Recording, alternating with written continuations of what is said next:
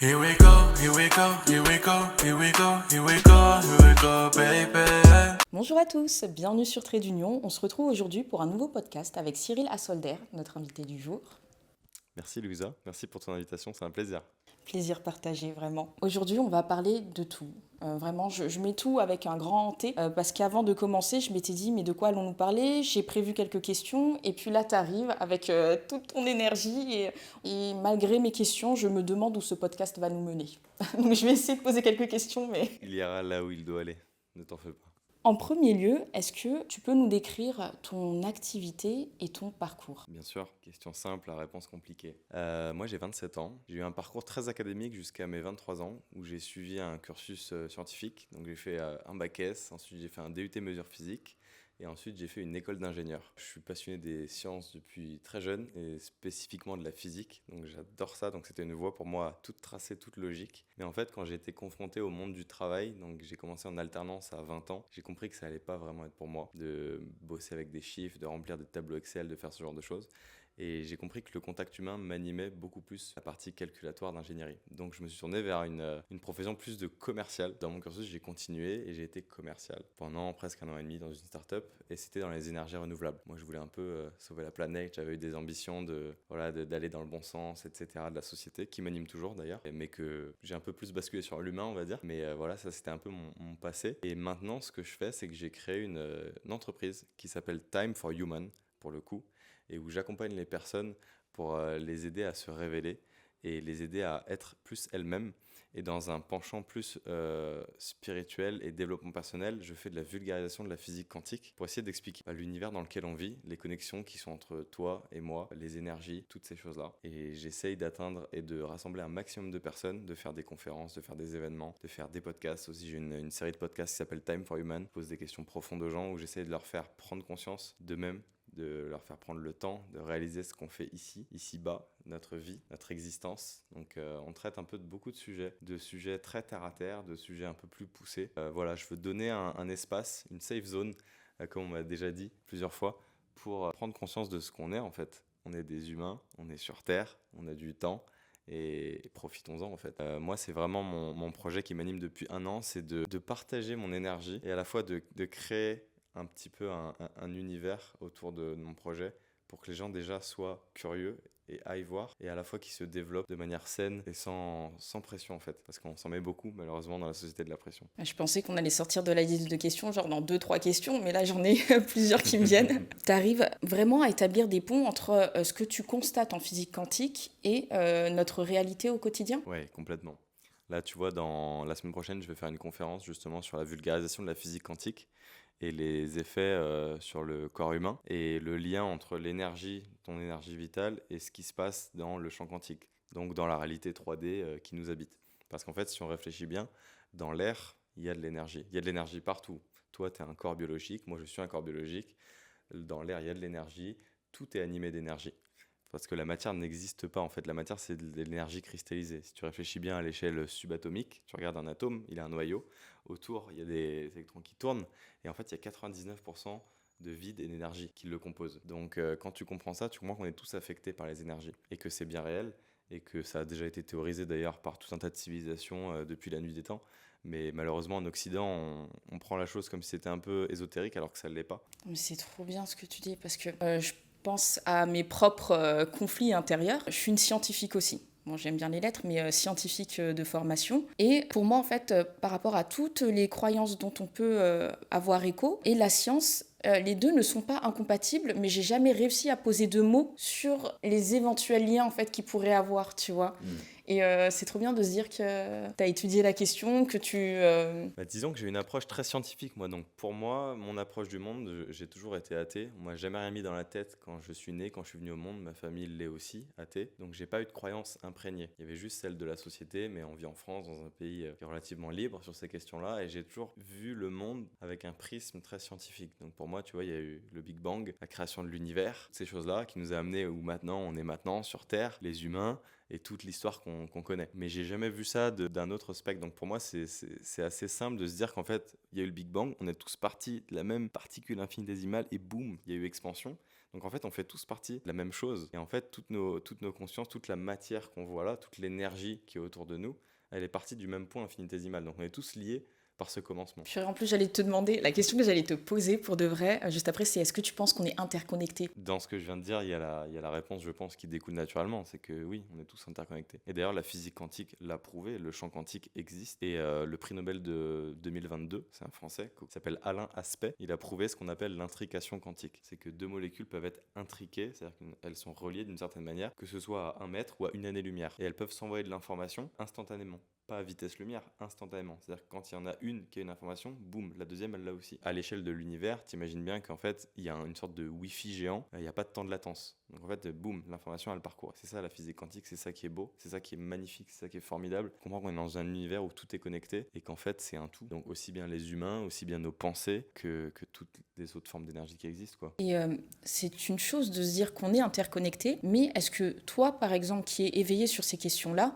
tu ressens cette connexion? Mais là, je parle de façon plus élevée que quand on dit de façon classique, je me sens connecté avec telle ou telle personne. Oui, bien sûr. Alors, je pense qu'en fait, moi, j'ai commencé la méditation quand j'ai voyagé en Asie, dans les eaux de 2019. Au début, j'avais du mal à saisir la notion de transcendance et de comprendre qu'on pouvait se connecter à quelque chose de plus grand. Parce que j'étais dans une vie très terre-à-terre où j'avais mes amis, ma famille, et je comprenais pas qu'il y avait une connexion à plus grand. Maintenant que j'ai eu quelques expériences de méditation profonde, que j'ai eu quelques expériences en spiritualité, je comprends qu'il est possible, quand tu apaises l'esprit et quand tu fais monter, entre guillemets, ton taux vibratoire, de pouvoir atteindre d'autres états d'être et de conscience où là tu connectes à quelque chose qui est plus grand que toi. Donc c'est la transcendance. Et c'est réel en fait, ça existe. Et ça dépend que de nous, c'est dans l'état dans lequel on est. Et donc oui, on peut tout à fait l'atteindre en faisant de la méditation, on peut atteindre un état de conscience modifié en faisant tout un tas d'expérimentations, et c'est bien réel.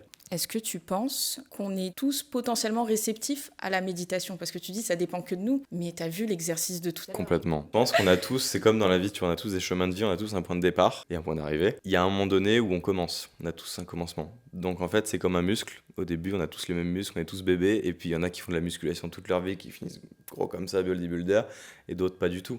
Donc en fait, la méditation, c'est pareil.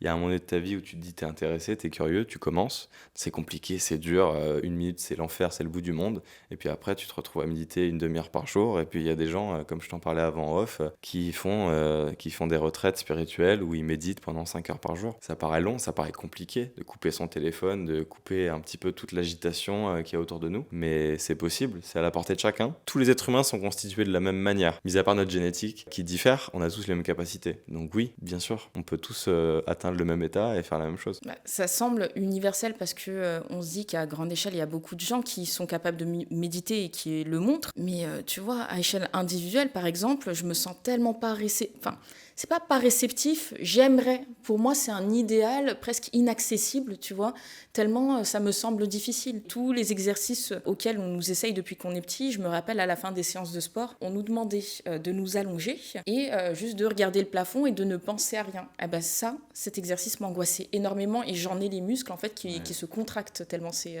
Ouais, je comprends ce que tu veux dire. Et pour moi, qui suis clairement un overthinker, tu vois, j'ai toujours des pensées, beaucoup de pensées qui tournent dans ma tête. J'ai le même problème que toi, c'est qu'on peut pas ne pas penser à quelque chose. C'est impossible de penser à rien. Tu penses toujours à quelque chose. Dans ton quotidien, le passé, le présent, le futur, t'es toujours quelque part dans un espace-temps. Donc effectivement, se focaliser sur la respiration, c'est un bon exercice. Parce que là, tu vois, t'as l'air qui rentre, qui sort, et c'est l'exercice de base en fait en méditation, parce qu'au moins, t'as quelque chose sur lequel te focaliser. Ton énergie, elle va là. Ton énergie, où va ton attention? Ton attention, si elle est sur ta respiration, tu penses à ta respiration. T'es focus dessus. Et du coup, tu peux un peu te déconnecter du reste. C'est le but aussi. Là, tout à l'heure, tu as parlé de ton activité et dans tes activités, tu aides les gens à se révéler eux-mêmes, à se sentir eux-mêmes. Déjà, pour toi, c'est quoi être soi-même? Pour moi, il y a tout un travail de déconditionnement parce que malheureusement, on est dans une société où on est conditionné dès le plus jeune âge. On va à l'école, on a l'éducation de nos parents, on a l'environnement social et professionnel dans lequel on est et on ne le choisit pas. On le subit entre guillemets dans la première partie de notre vie et après, quand on en prend conscience, quand on a fini toute cette phase de scolarité, qu'on a 18 ans, qu'on a un peu, voilà, c'est là qu'on peut commencer à se déconditionner. Et je pense qu'à ce moment-là, on peut déjà réaliser qu'est-ce qui a été mis en place autour de nous pour faire ce qu'on est aujourd'hui. Donc la première étape, c'est la prise de conscience de qu'est-ce qui a été implanté dans ton cerveau, qu'est-ce qui a été implanté dans ta vie que tu n'as pas forcément contrôlé. Et après, tu peux tout remoduler et tout remettre à plat. te dire est-ce que je suis d'accord avec ces croyances-là, est-ce que je suis d'accord avec ce type de comportement-là, et petit à petit devenir toi-même la personne que tu as envie d'être. Donc, personne. Est-ce que tu es vraiment la personnalité que tu es? Est-ce que tu l'exposes au grand jour ou est-ce que tu peux pas parce que dans l'environnement actuel où t'es réprimé? Enfin, je pense que déjà, il faut partir de l'environnement et après essayer de devenir soi. C'est un travail quotidien. C'est l'exprimer par est-ce que tu exprimes tes émotions? Est-ce que tu exprimes ta personnalité? Est-ce que tu es plutôt quelqu'un d'introverti, d'extraverti? Et est-ce que tu t'autorises à l'être? C'est surtout ça parce qu'il y a certaines personnes qui ne savent pas qui elles sont, donc qui ne l'expriment pas, mais il y a certaines personnes qui savent qui elles sont, mais qui ne l'expriment pas parce qu'elles se sentent pas en sécurité, en confiance, etc. Et toi, qu'est-ce qui t'a révélé à toi? Il y a eu plusieurs étapes. Déjà, à la fin de mon école d'ingénieur, j'avais envie de m'extirper de l'environnement dans lequel j'étais. Donc, ce que j'ai fait, c'est très simple. J'avais des économies, j'ai pris un sac à dos et je suis parti tout seul à l'autre bout du monde. Ça peut paraître un peu radical, mais je pense que c'était une étape nécessaire pour moi parce que j'avais vécu chez mes parents quasiment pendant 23 ans. J'avais juste vécu pendant un an avec une ex-compagne, on va dire. Et j'étais trop dans le rythme de la société. J'avais besoin de prendre un break. Donc je me suis dit, je vais aller voyager pendant 6 mois et quitte à le faire autant, le faire tout seul pour se découvrir soi-même avant tout. Et après, parler avec les autres, apprendre à parler anglais, etc. Donc c'est ce que j'ai fait. Je suis parti en Asie du Sud-Est. Donc j'ai traversé 4 pays, la Thaïlande, le Cambodge, le Vietnam et l'Indonésie. Et c'est là que j'ai commencé vraiment l'étape où j'ai pu être face à moi-même et me découvrir. Et après, en revenant de ce voyage, c'était plein Covid. Donc je suis revenu 5 jours avant que Macron dise c'est la guerre et qu'il ferme tout. Et après, j'ai repris mon avancement de développement personnel en continuant à me découvrir. Mais je pense que c'est ça qui a donné un grand coup d'accélérateur. Et après, quand j'ai commencé à entreprendre aussi et à être dans un monde encore plus ouvert et plus décloisonné, j'ai pu faire tout un tas de rencontres, aller à des événements et devenir pleinement moi-même. Et d'ailleurs, mon Bob, il est apparu il y a un an. C'est après que j'ai fait mon expérience de l'ayahuasca. Je ne sais pas si tu sais ce que c'est, au cours d'une retraite spirituelle, pendant une semaine, j'ai fait cette expérience-là. C'est une sorte de thérapie accélérée, on va dire, en une nuit où tu fais 10 ans de thérapie, pour faire une métaphore. Ça te permet d'avoir tout un tas de traumas qui ressortent et donc d'être face à ta conscience. Et ça permet d'être pleinement soi parce que quand tu ressors de là, tu as l'impression d'avoir fait tomber tous les filtres. Tu n'as plus les étiquettes de c'est tel métier, tu viens de telle famille, tu es plutôt matheux ou un artiste, tu es plutôt ceci ou cela, tu es plutôt provincial ou parisien. Il n'y a pas, il y a ton essence et il y a qui tu es. T'en ressors propre en fait. Et tu vois plus, t'as plus la vision claire sur qui tu es. Et cette étape-là m'a aussi permis de passer un cap dans ma réalisation de moi-même et l'acceptation de qui je suis en tant que personne avec mon hypersensibilité, avec mon envie d'étudier les sciences, avec mon contact à l'autre, avec mon envie d'aller vers l'autre, avec mon envie de créer un environnement sain. Enfin, toutes ces facettes de moi que j'ai réussi à agglomérer pour dire ok, c'est moi, je l'incarne et je le montre aux yeux du monde. C'est pas violent comme expérience parce qu'en une nuit, avoir autant de choses qui ressurgissent. Alors oui, il faut que je fasse un disclaimer tout de même parce que si les gens cherchent ce que c'est l'ayahuasca, ils vont voir qu'en fait c'est quelque chose de très puissant qui ne se prend pas du tout à la légère et qui peut changer toute une trajectoire de vie. Moi j'avais fait des recherches pendant presque 2 ans, j'avais rencontré beaucoup de personnes avant de le faire. C'est quelque chose qui est chamanique et qui vient d'Amazonie. Et en fait c'est une plante qui a une molécule très puissante qui s'appelle la diméthyltryptamine, la DMT à l'intérieur, et qui va aller agir directement sur ton cerveau et sur ta conscience. En fait, ça va ouvrir ta conscience. Et tu vas être conscient de tout un tas de choses que tu n'étais pas conscient avant. Et donc, tout ça pour dire que c'est pas quelque chose qu'on fait comme ça sur un coup de tête. Et si on a envie de faire ce genre d'expérience, il faut se renseigner avant avec quel type de personne on le fait, pourquoi, pour quelle raison en fait on le fait, pour quelle intention on pose dessus, est-ce qu'on a envie d'avoir un changement de vie ou pas. C'est quelque chose de puissant et qu'il faut pas prendre à la légère. Ça me fait penser à un tout autre sujet, mais qui a un lien quand même, l'hypnose. Est-ce que c'est vraiment quelque chose qui marche ou par exemple, là, tu as dit que pour l'ayahuasca, qu'il fallait faire des recherches et que si on n'est pas prêt, autant ne pas se lancer. Enfin, faut prendre ses... Bien sûr. L'hypnose, moi, ça m'a toujours fait peur. C'est-à-dire que je me suis même pas demandé la question de si je suis réceptive ou pas. Pourtant, les occasions de tester ont été multiples au cours de ma vie. Mais j'ai toujours eu peur, justement, de ce que je pourrais découvrir ou ce que les gens pourraient découvrir si j'étais hypnotisée. L'hypnose, c'est bien réel. Moi, j'avais le même scepticisme que toi. Et en tant que scientifique, j'avais besoin qu'on me prouve. Si c'était pas prouvé par A plus B égale C, c'est mort. Et en fait, je me suis fait hypnotiser plusieurs fois. D'ailleurs, au cours des derniers mois, j'ai fait 3 hypnoses. Et pas des hypnoses simples, j'ai fait des hypnoses régressives quantiques. Donc des hypnoses qui peuvent durer 2 heures, 3 heures. Avec des personnes une personne qui travaille en Suisse depuis 20 ans, qui a développé sa propre méthode, qui s'est formée avec de l'hypnose ericksonienne. Et j'ai découvert qu'en fait, ça marche vraiment. et tu peux aller chercher des choses dans ta psyché très profondes si tu te laisses aller, si tu ouvres la porte, c'est toujours pareil. Et après, les hypnotiseurs de rue qu'on voit fleurir, moi j'en ai quelques-uns dans mes réseaux sociaux et j'ai fait des événements où j'en ai croisé certains. Il est possible de te faire hypnotiser en 3 minutes sur le bord de la route en te disant quelque chose dans l'oreille et en te faisant croire quelque chose, que tes mains vont être collées ou que ton pied va rester au sol. C'est possible parce qu'en fait, il court-circuite ton cerveau et il prend directement la petite voix qui est dans ta tête et qui te fait croire que c'est toi. Et en fait, c'est ce qu'on appelle de l'induction, avec une rupture de pattern. Et il va arriver à, je sais pas moi, te faire tomber, t'endormir ou quelque chose comme ça. Donc, d'un point de vue purement cognitif, l'hypnose, c'est réel, c'est prouvé, ça fonctionne. Et moi, pour l'avoir testé et étudié par la suite, ça existe, ça fonctionne. Mais ça fonctionne que si tu donnes les clés. Ah, ça me fait penser à un entrepreneur que j'avais croisé et il m'avait décrit un des systèmes qu'il avait conçus. Je crois que c'était des sortes de lunettes qui te projettent. Alors je ne sais pas si c'est normalisé ou mais en tout cas c'est par lui que j'en ai entendu parler. Et par exemple une personne qui a une grande plaie ouverte ou qui nécessite une petite opération, ils l'ont testé. Avec les lunettes, la personne est tellement projetée qu'elle ne se rend pas compte qu'elle se fait opérer et du coup pas d'anesthésie. Et l'hypnose, ça permet de... C'est impressionnant, c'est le pouvoir de la conscience, de ton esprit en fait. Là où ton esprit va, tu sauras. C'est que là où ton attention est, ton corps est. Donc en fait, si on arrive à te faire aller ailleurs, effectivement, tu sens pas d'une certaine manière ce qui se passe ici. Parce que notre réalité, elle est plus dans le monde de l'esprit que dans le monde de la matière. Si tu réfléchis bien, toutes les perceptions qu'on a, les 5 sens qu'on a, en fait, c'est notre cerveau qui les perçoit. Donc c'est notre mental. Ce qu'on voit, on ne le voit pas vraiment. La lumière, elle parcourt notre œil, elle vient taper notre rétine, l'information elle est traduite en signaux électriques qui viennent dans notre cerveau et notre cerveau le modélise. Mais en fait, tout n'est que mental. Donc c'est pour ça que l'hypnose fonctionne, tout simplement. On a parlé des sens. Tout à l'heure, tu as parlé d'espace-temps. Toi, en général, tu te situes dans quel espace? Pour moi, déjà, tu m'as posé la question de c'est quoi l'espace-temps, ou dans quelle dimension du temps j'étais plutôt. Pour moi, en tant que physicien, je comprends qu'il y a plusieurs temps.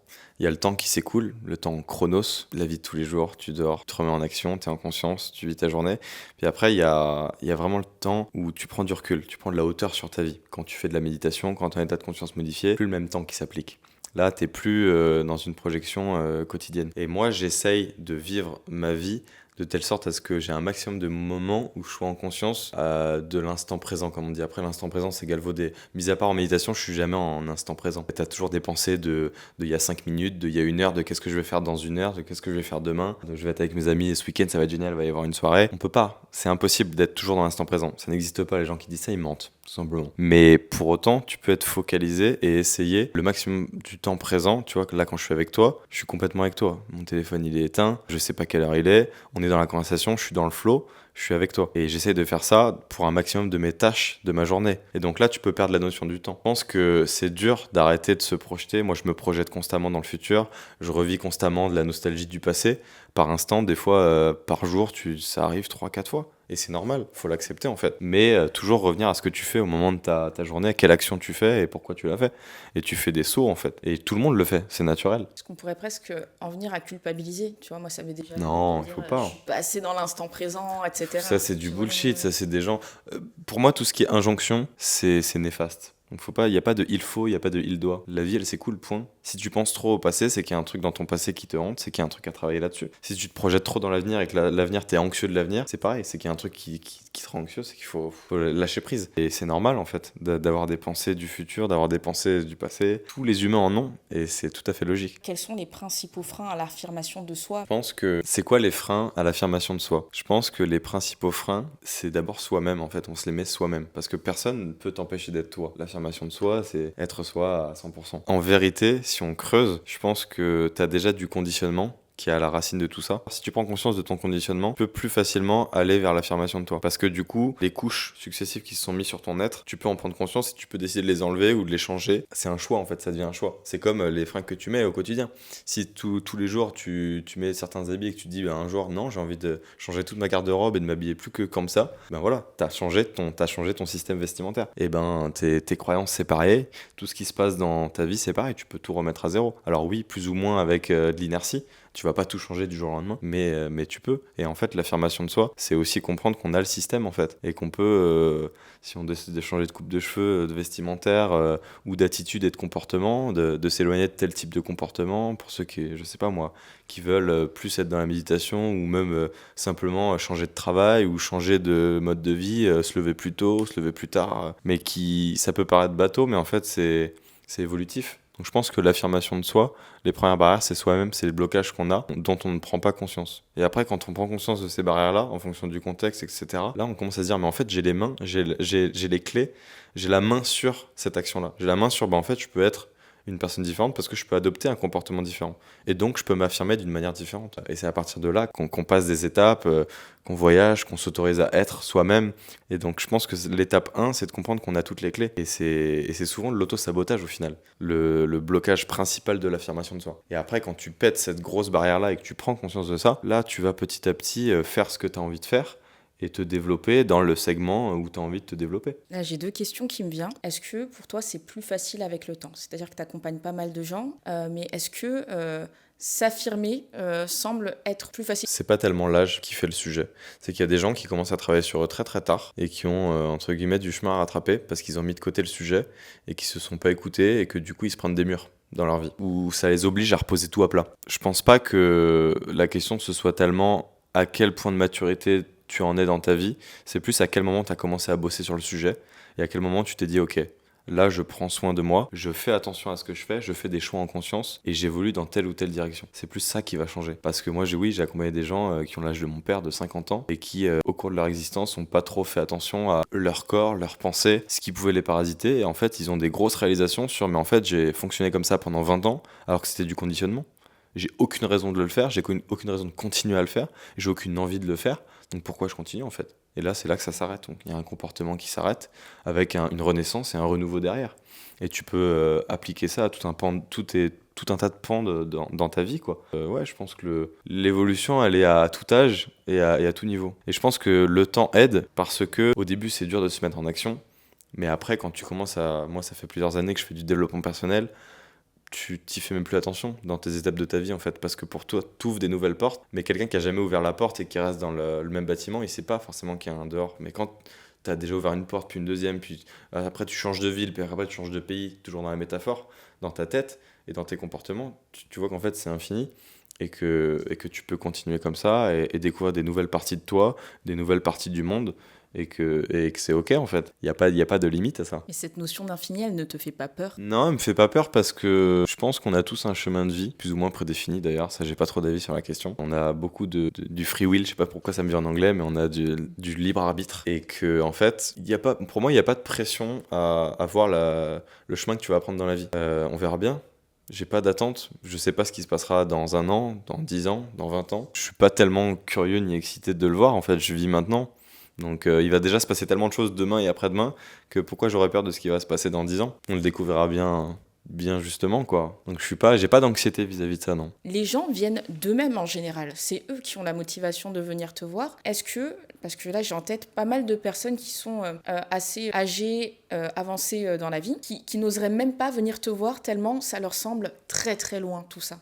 Est-ce qu'il y a des phrases ou des comportements qu'on peut adopter envers ces gens-là pour les encourager, leur dire toi aussi tu peux? Truc très simple. Moi j'étais très acerbe et critique vis-à-vis des gens qui font du développement personnel il y a quelques années quand j'étais plus jeune. Et je me disais mais en fait de quel droit ils nous donnent des conseils ou quoi? Personne peut changer personne. Donc en fait c'est toi qui décides de changer. Tu peux passer toute ta vie à regarder les gens qui font du développement personnel ou quoi et leur dire ah eux c'est des tocards et tout. Tant que t'as pas l'envie qui vient de toi, pas l'autre qui va te faire naître le désir. C'est toi. Peut-être que tu vas voir des gens qui sont épanouis, tu vas dire ah c'est intéressant, ils travaillent sur eux.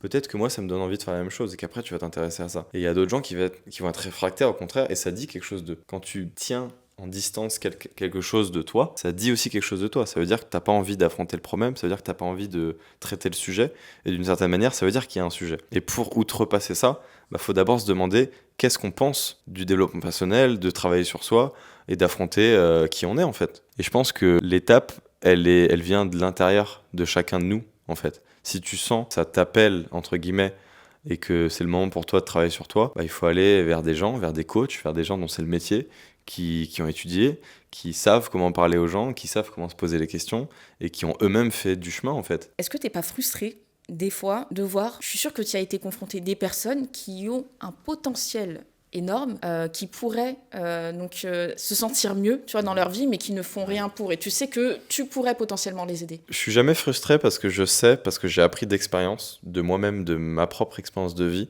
que quand c'est pas le moment, c'est pas le moment. Ces gens-là, s'ils doivent se révéler dans 10 ans et qu'ils doivent se prendre des murs pendant 10 ans, ils se les prendront pendant 10 ans. Et au moment où ça pètera et que le mur et qu'ils pourront être eux-mêmes, eh ben ils le seront. Et tu peux pas les forcer et tu peux pas leur dire c'est maintenant si pour eux c'est pas maintenant. Donc en fait, il y a un instant T pour tout. Il y a des gens qui en feront jamais dans leur vie. Il y a des gens qui s'intéresseront jamais à ces sujets-là. Et c'est ok en fait. Pour moi, il y a aucune pression. Et il n'y a pas de frustration de ma part de me dire ces gens ne s'intéressent pas au sujet. Non. Il y a des sujets auxquels je m'intéresserai peut-être sûrement jamais dans cette existence-là, dans ma vie.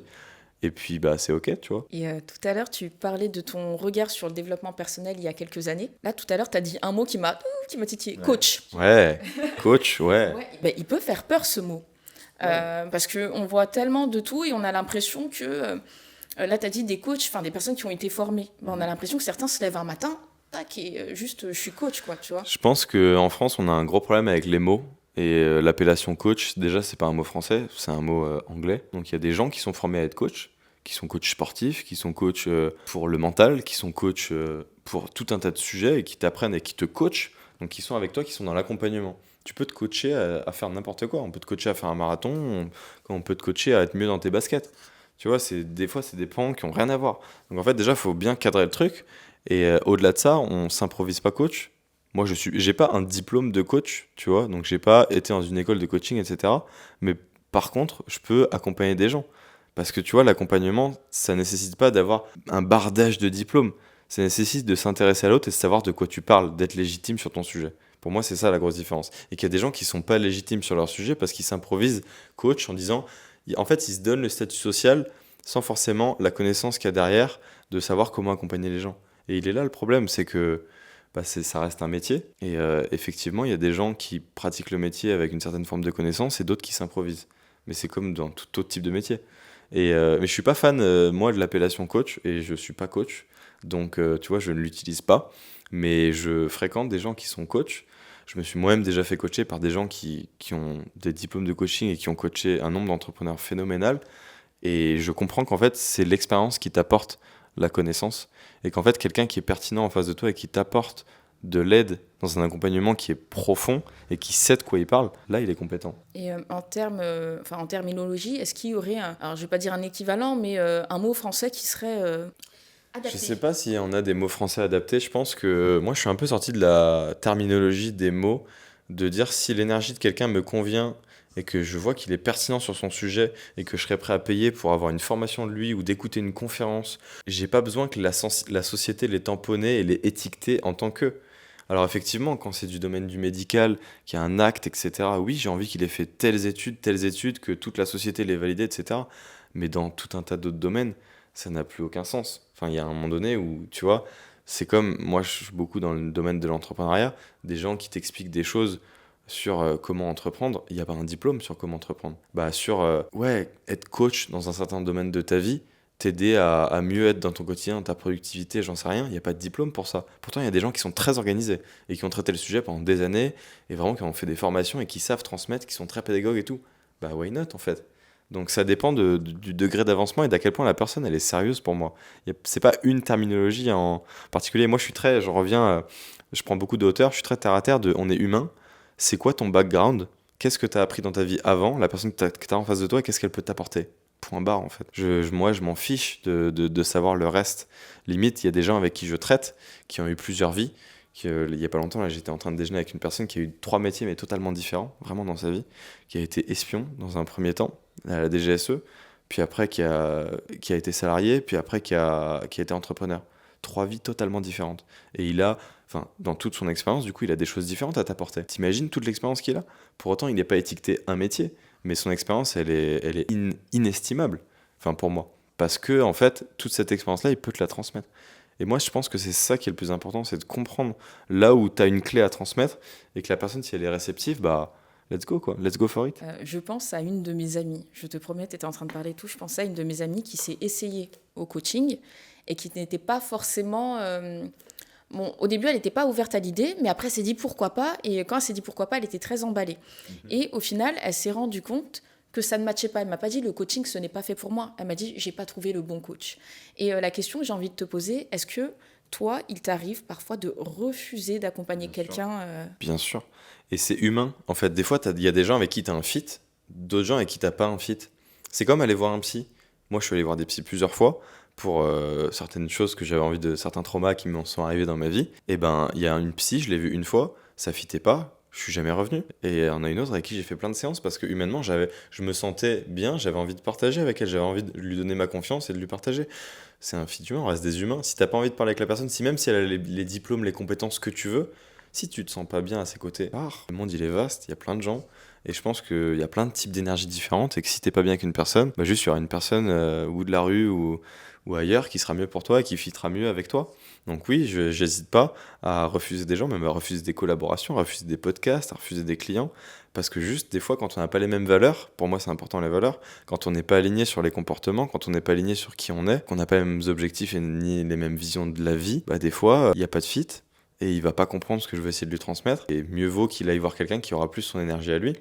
Donc ouais, j'hésite pas à le faire et j'invite les gens d'ailleurs à le faire, à dire des fois à s'écouter, à dire non, cette personne-là, elle est pas faite pour moi. Continuons le chemin, il y en aura une qui correspondra plus à mes besoins en fait. Parce que encore une fois, le monde il est vaste et on peut trouver toujours ce à quoi on est destiné en termes de rencontres et en termes de relations, que ce soit une relation de travail, que ce soit une relation avec un psy, une relation avec un coach, une relation avec une relation amoureuse, enfin n'importe. Et ouais, j'hésite pas à dire non. Je pense que c'est presque un devoir de dire non quand ça matche pas, quand ça fit pas, de dire d'être en conscience et de dire ok, là on est trop différents, on s'apporte pas mutuellement, passons à autre chose. Mais dans la bienveillance, tu vois, mais next quoi. Pour le travail, ça, pour le coup, je l'ai expérimenté. Il y a des jobs que j'ai laissés, d'autres qui me plaisaient, etc. Mais j'ai toujours eu facilité à partir quand ça n'allait pas, ce qui effrayait un petit peu mon entourage en se disant mais qu'est-ce qu'elle va devenir. Mais les années sont passées. Et avec les années, j'ai aucun regret. Franchement, je suis hyper contente. Et c'est maintenant en fait, que mon entourage s'éveille et se dit en vrai, on n'y perd pas. Quand on part, quand on se sent pas bien et qu'on part, on n'y perd pas. Et avec du recul, je me dis qu'on n'y perd jamais. Je sais pas si j'ai eu de la chance, etc. En dehors du côté purement matériel, même humainement, je me suis toujours sentie mieux quand je me suis écoutée, même si j'ai du mal à m'écouter. Tu vois, enfin, pour dire que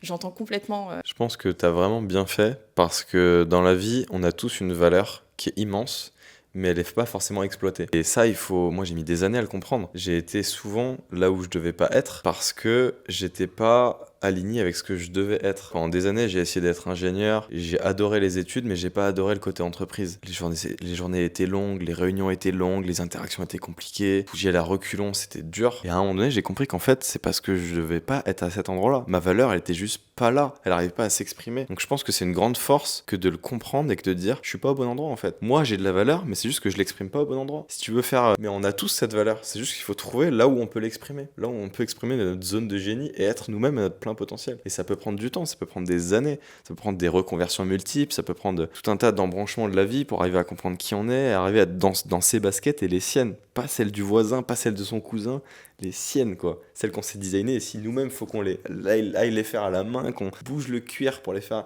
et ben c'est ça. Et je pense qu'on a tous ce travail-là à faire, de dire où est-ce que je dois être en fait et qui suis-je. Il faut comprendre qu'on a le choix, on a la main sur tous ces choix-là. Mais le chemin a été tellement bien tracé par la société qu'on se dit en fait ça a l'air tellement facile Ouais, comparé à l'autre voie.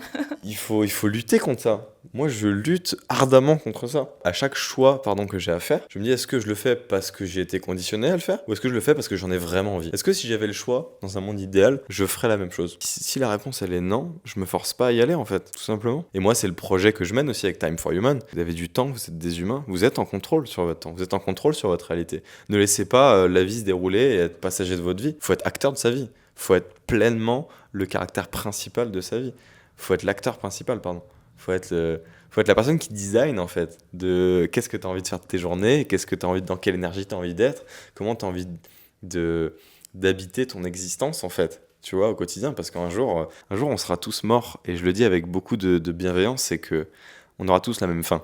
Et ça, c'est inéluctable. On le sait, c'est comme ça, c'est biologique. Donc en fait, on est tous déjà tapis, tu vois. Si on joue au poker, on est tous tapis. C'est juste qu'il y en a qui ont conscience de ça, il y en a qui n'en ont pas conscience. Moi, j'en ai eu conscience parce qu'il m'est arrivé certaines choses dans ma vie. Ceux qui n'en sont pas conscients, c'est pas grave. Mais le jour où vous en serez conscient, faites les bons choix. Parce que dans tous les cas, un jour, la partie, elle sera finie. Donc le temps, c'est notre seule valeur première. Ce que tu fais de tes journées, ce que tu fais de ta vie, c'est ton temps, c'est ça. Tout le reste, ce n'est qu'illusoire. C'est du détail en vérité. Quand tu prends beaucoup, beaucoup de hauteur, c'est du détail. Et c'est important juste de le réaliser parce qu'il y a un moment donné où je sens que tu as de l'émotion, je sais pas pourquoi qui te vient, où tu te dis j'ai rien à perdre en fait, la vie elle est belle. Le monde, il est vaste, il y a beaucoup de choses à faire. Et enjoy, quoi. Quand j'étais en Asie, quelqu'un a mis de la drogue dans ma poche, en boîte de nuit, et j'ai fini en prison. J'étais innocent, mais mon monde s'est écroulé. Quand je dis écroulé, c'est la minute d'avant, j'étais libre, la minute d'après, j'étais incarcéré. Et j'ai pas eu le choix. Et en fait, c'est un peu comme une maladie qui rentre dans ta vie. J'ai réussi à en guérir parce que ça n'a pas duré longtemps. Je suis resté même pas une semaine là-bas. J'ai payé une sorte de caution très salée de plusieurs dizaines de milliers d'euros. Pas très légal, hein, c'était plutôt la mafia. Et j'en suis ressorti. Sinon, ils m'auraient gardé 1 an. Alors, en sortant de ça, la première chose que j'ai appris, c'est la valeur du temps. La deuxième chose que j'ai appris, c'est la gratitude.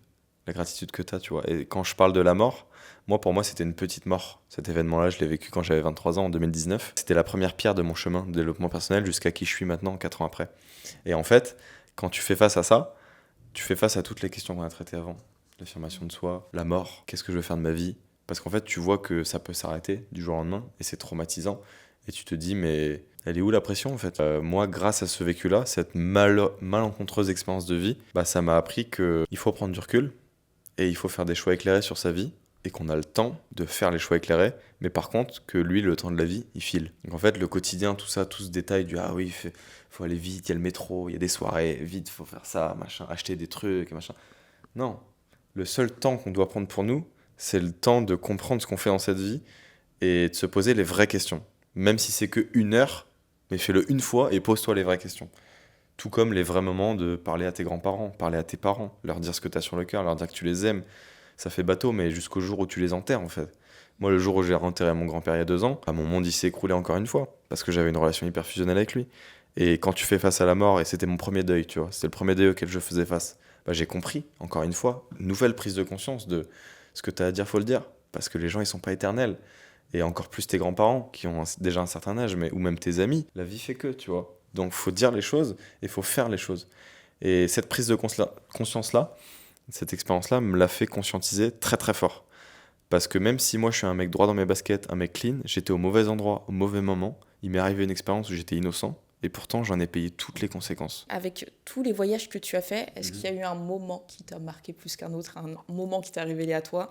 Ouais. Je pense que ce que tu viens de dire, après... Ce moment-là, ouais, c'était le plus profond. Après, plus récemment, en février, j'étais en Inde et j'ai eu des échanges avec des personnes qui étaient dans une autre énergie. Tu vois, là, on parle de... Parce que nous, moi, je vis en région parisienne, j'ai une vie qui est quand même très dynamique. Même si je parle de méditation et autres et que je prends du temps d'être avec les gens en pleine conscience, je suis comme tout le monde, je prends le métro, ça va vite, il y a des déj, il y a des machins, des événements. Ma vie, elle va vite, tu vois, il y a une tornade et puis des fois, je prends des breaks. Là, je me suis retrouvé face à des gens, le déroulé de leur vie était beaucoup plus lent que le mien.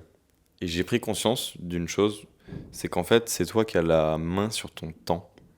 Et ça m'a fait beaucoup de bien parce que je me mettais une forme de pression qui était entrepreneuriale, qui était de dire je veux développer mon activité, je veux que ça aille vite, alors qu'en fait, il y a des jours où ça avance pas et c'est pas grave. La vie, elle est telle qu'elle est, et tu dois prendre du temps pour toi. Et oui, c'est en voyant un Français qui est parti en Inde il y a 10 ans, qui a maintenant changé de vie. Il m'a exposé ça. Il avait un certain âge, déjà une quarantaine d'années. Il a eu une vie, il a bossé, il a fait des études, je crois qu'il était ingénieur même. Et puis en fait, il a changé de vie, et maintenant il prend le temps de vivre. Et peut-être que dans 10 ans, je sais pas, il reviendra en France, et c'était un pan de sa vie qui était comme ça. Mais en fait, il m'a fait comprendre la valeur du temps, et le choix qu'on avait d'induire ce temps-là, avec plus ou moins d'intention. C'est-à-dire que ton temps, soit tu le subis, soit tu le gères, soit tu es en possession de ce temps-là. Tu vois, là, ce temps-là que je prends, là, avec toi, je le gère, c'est intentionnel, je le subis pas. Et je pense que, ouais, cette rencontre-là, elle m'a fait comprendre qu'il faut pas subir son temps, qu'il faut vraiment l'imprégner, qu'il faut l'habiter et qu'il faut en être conscient. Parce que plus tu es conscient de ça, plus tu maîtrises ta vie en fait. Et en fait, pour moi, tu réussis ta vie. Pour moi, la définition de la réussite de vie, c'est que tu réussis ta vie quand tu as habité ton temps de la manière dont tu voulais l'habiter. Donc, quand tu as fait ce que tu avais envie de faire, quoi, en fait. Ça veut pas dire faire ce que tu veux tout le temps de tes journées. Ça veut pas dire te lever à n'importe quelle heure et faire tous les voyages tout le temps et je sais pas quoi, faire n'importe quoi de ta vie. Tu peux être organisé, mais au moins, tu auras mis de l'intention sur ce que tu as envie d'accomplir dans cette vie-là. Alors, je vais te poser une dernière question. Yes. Une question que je pose à tout le monde. Est-ce qu'il y a une question que tu aurais aimé que je te pose et que je n'ai pas posée? Pourquoi quelle énergie m'anime? Pourquoi je fais tout ça? Et je pense que j'y ai répondu à moitié, donc je me la pose à moi-même. J'aurais aimé que tu me poses la question, pourquoi tu fais ce que tu fais? Pourquoi tu as décidé consciemment de faire ce que tu fais? La réponse, c'est que c'est mon énergie. J'ai envie d'habiter mon temps comme ça. J'ai envie de donner ce sens-là à ma vie. Tu vois, je me suis longtemps posé la question du sens.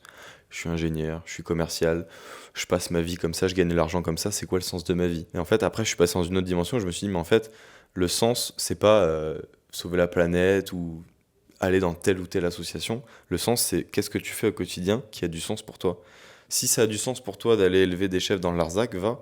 Si ça a du sens pour toi de monter une entreprise et de faire de la télécommunication ou de faire du marketing et d'être sur les réseaux sociaux, va. Si ça a du sens pour toi d'être moine bouddhiste et de méditer, va. Mais en fait, c'est très personnel comme réponse. Et moi, ma réponse, c'est être avec les gens, animer des podcasts, aller à des événements, être en contact avec les gens, accompagner les gens, être dans la communication. Pour moi, c'est un truc hyper important, la communication, et je communique beaucoup parce que ça m'emplit d'énergie. Et en fait, ouais, c'est que exprimer son énergie, en fait. Et moi, depuis que j'exprime mon énergie, je suis bien plus heureux, bien plus épanoui. Et en fait, j'ai trouvé du sens dans ma vie depuis que je fais ce qui m'anime, en fait. Et j'ai trouvé vraiment du sens. En fait, c'est bateau à le dire, mais je suis plus épanoui parce que je profite de chaque journée et donc j'y trouve du sens. Même si ça me mène à mon aventure entrepreneuriale ou ce que tu veux, gagner de l'argent ou pas, rencontrer des gens ou pas, peu importe. Ce qui compte, c'est que le temps que j'ai passé à faire ça, j'ai été épanoui. Si ça te rapproche de le chemin que tu as envie de prendre, de qui tu es, de l'affirmation de toi, de tes valeurs, oui, continue dans la même direction. Si c'est pas le cas, bifurque. Et moi, j'hésite pas à bifurquer dès que je peux. J'ai bifurqué il y a 1 an en créant mon projet Time for Human. Si demain je dois à nouveau bifurquer, je bifurquerai dans ce projet-là ou dans un autre. Et j'essaierai toujours d'être là où je dois être. Et parce que c'est mon énergie qui doit s'exprimer. Donc si dans 10 ans, je change complètement, why not? Sur cette magnifique question et cette magnifique réponse, je pense qu'on va arrêter là pour ce podcast. Ça a été un plaisir, Cyril, d'échanger avec Je te remercie vraiment, Louisa. C'était hyper intéressant. J'ai une vraie connexion en plus avec toi. Je pense Sérieux, moi aussi. on a vraiment partagé des choses Oui. intimes, profondes, de la réflexion profonde. J'espère que les auditeurs auront aimé. Si c'est le cas, n'hésitez pas à le faire savoir. Ça fait toujours plaisir d'avoir des retours, même en message privé ou autre. À liker, commenter, partager. Merci à toi. Merci à toi vraiment. Et profite. Je te souhaite une très belle continuation dans tout ce que tu fais. Et mets de l'intention dans tes actions. La vie, elle est belle. Enjoy. Merci. Et moi, je te souhaite autant de belles choses. Et je te souhaite de croiser des gens qui te renvoient ce que toi, tu me renvoies aujourd'hui. C'est juste magnifique. J'en ai croisé un ce matin là, tu vois. La vie nous renvoie toujours ce qu'on aimait.